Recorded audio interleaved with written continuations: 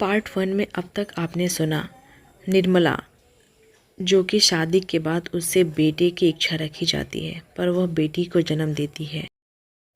आइए सुनते हैं आगे की कहानी। उसके लिए बेटी का होना अपराध से कम न था।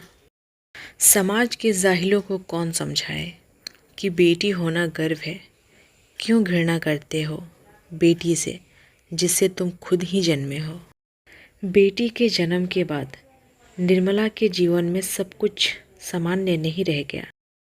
परिवार में हमेशा कलह का माहौल रहता, हमेशा ही ताना सुनना पड़ता सबसे।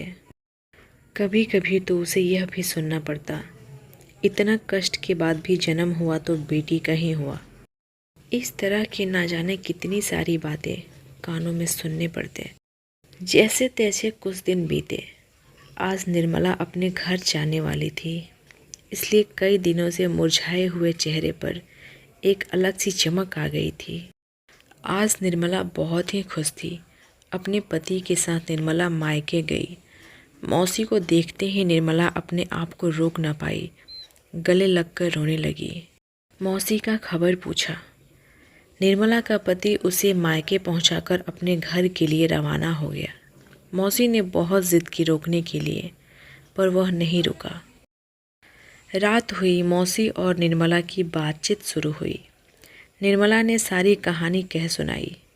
इस बात से मौसी भी बहुत दुखी हुई। इन सब में इस बेचारी नन्ही सी जान का क्या कसूर था, पर यह कौन समझे। मायका में रहते हुए निर्मला को अब कुछ दिन बीत चुका था, पर अब तक ससुराल से बुलावा न आया। निर्मला के होने से मौसी बहुत ही खुश थी।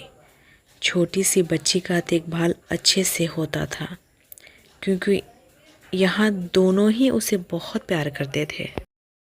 एक दिन मौसी बरामदे में बैठी सोच रही थी कि अब तक क्यों निर्मला के ससुराल से बुलावा नहीं आया।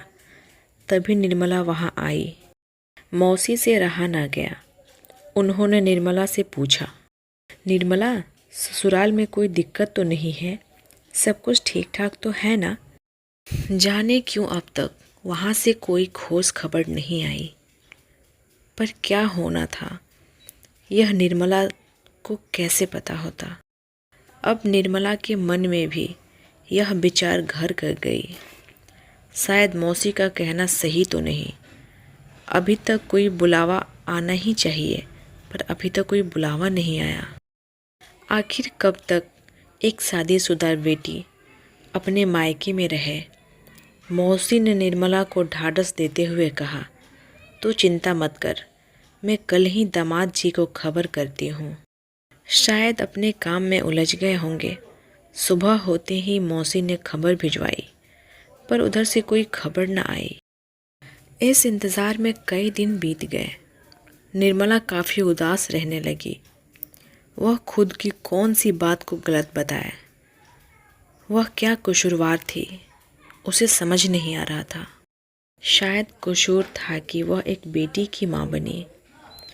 वह पूरे दिन अपने घर के दरवाजे पर बैठकर अपने पति का इंतज़ार करती। शाम होते ही उसका मन उदास हो जाता जब उधर से कोई खबर ना आता। हर रोज़ सुबह की किरण उसके लिए उम्मीद बनकर आती। शायद आज वह आ जाए। एक दिन निर्मला के नाम एक खत आया। खत देखकर निर्मला का चेहरा खिल उठा। उत्साह से निर्मला ने खत खोला। उसी क्षण उसकी आंखें भर आई। उसका चेहरा मानो उतर गया। उस खत में लिखा था, निर्मला, मैंने दूसरी शादी कर ली है। तुम अब वहीं रहो, यहाँ वापस मत आना। मैं तुम्हें लेने कभी नहीं आऊँगा। कुछ देर के लिए तो निर्मला मानो सन्न सी रह गई। मौसी पूछती रही, पर निर्मला उसे क्या जवाब देती। जिस बात को वह अब तक समझ न पाई, उसकी चुप्पी साफ साफ उसका दर्द बयां कर रही थी। उसकी आंसुओं से भरी आंखें कभी खत को तो कभी रास्ते की तरफ देखते, जिस रास्ते पर उसकी इंतज़ार भरी नज़रें टिकी रहती थी। उसका रोज़ का इंतज़ार एक पल में ख़त्म हो गया।